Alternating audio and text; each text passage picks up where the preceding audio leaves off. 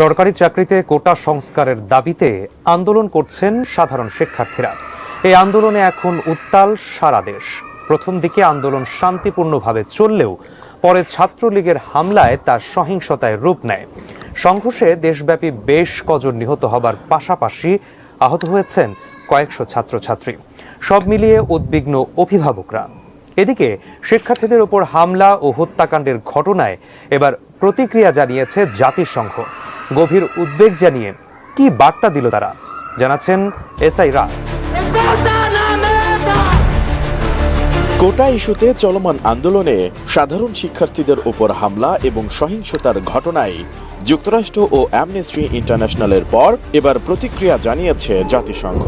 প্রতিক্রিয়ায় কোটা আন্দোলনকারীদের প্রতি সমর্থন জানানোর পাশাপাশি দর্শকতা সাম্প্রতিক সময়ে যেই কোটা আন্দোলন নিয়ে যা প্রকট হচ্ছে দিনে দিনে, অন্যদিকে এটি কিন্তু জাতীয় মহল পর্যন্ত পৌঁছে গিয়েছে, যেখানে দেখা যাচ্ছে যে জাতীয় মহলের বেশ কিছু মিডিয়া বা বেশ কিছু যেখানে জাতিসংঘ সরাসরি এবার নাক গলাচ্ছে বাংলাদেশের এই কোটা বিরোধী আন্দোলন নিয়ে। ছাত্রদের উপরে আন্দোলন বা ছাত্রদের উপরে হামলা কেন, তার বিচার নিয়ে কিন্তু এবার জাতিসংঘ খেপেছে। অন্যদিকে জাতিসংঘের কঠিন এক বার্তা দিয়েছেন, যেখানে জাতিসংঘ তুলে ধরেছিলেন বর্তমান সরকারের যে আমলে যেই নথিগুলো রয়েছে বা বর্তমান সরকারের আমলে যে কাজগুলো হচ্ছে, তাতে কিন্তু অন্য বিরোধী দলগুলো যারা রয়েছেন তারা কিন্তু নিঃশেষের পথে চলে যাচ্ছে। অন্যদিকে যে কোটা বিরোধী আন্দোলন চলছে, সেই আন্দোলনে ছাত্রদের উপরে হামলা বা ছাত্রদের উপর যে অবিচার অত্যাচার করা হচ্ছে, তা নিয়ে কিন্তু জাতিসংঘ ইতিমধ্যে ব্রিফিংয়ে বেশ কিছু অ্যান্টনিও গুতেরেস যিনি রয়েছেন প্রতিদিনের ব্রিফিংয়ে, সেই ব্রিফিংয়ে কিন্তু এবার সেই তথ্য তুলে ধরেছেন। সেখানে নির্দেশ করা হয়েছে সরাসরি জাতিসংঘ থেকে যে এই যে আইন রয়েছে কোটা বিরোধী আইন, সেই আইনকে বাতিল করে পরবর্তী সময়ে সেই আইন আবার গঠিত সংগঠন করার নির্দেশনা দিয়েছে। সেই নির্দেশনার উপলক্ষ করে বর্তমান সরকার কি করতে যাচ্ছে, সেই নির্দেশনা বর্তমান সরকার কি মানবে, তা ইতিমধ্যেই কিন্তু বেশ প্রকট দেখা দিয়েছে।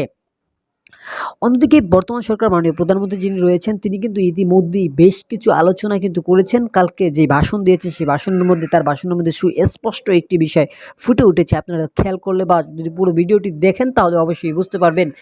যেখানে কিন্তু মূল বিষয়টি ফুটে উঠেছে, সেখানে কিন্তু দেখা গিয়েছে তিনি কিন্তু নিজের দোষটি বা এই কোটা বিরোধী বাতিলের কিন্তু কোনো তোয়াক্কাই করছেন না। তিনি কিন্তু সরাসরি ঘোষণা দিয়েছেন যে আদালত যেই রায় দিবে সেই রায়। আদালত কিন্তু এখন বর্তমানে কিন্তু সেই সঠিক আদালতটি আর নেই। এটা কিন্তু সাধারণ আমজনতা বলতে সব পাবলিকই জানেন, যেখানে সরকার কর্তৃক যে রায় আসে সেই রায়তেই কিন্তু আদালত চলে। এটি কিন্তু আপনারা জানেন। তার সম্পূর্ণ ভিডিওটি দেখার পরে জাতিসংঘের যে বক্তব্যটুকু রয়েছে আপনারা দেখার পরে যে আপনাদের মতামতটুকু অবশ্যই জানিয়ে যাবেন। আজকের মতো এখানে বিদায় নিচ্ছি। দেখা হবে এরকম পরবর্তী যে কোনো আপডেট নিউজ নিয়ে। ততক্ষণ সুস্থ থাকেন, ভালো থাকেন, আল্লাহ হাফেজ।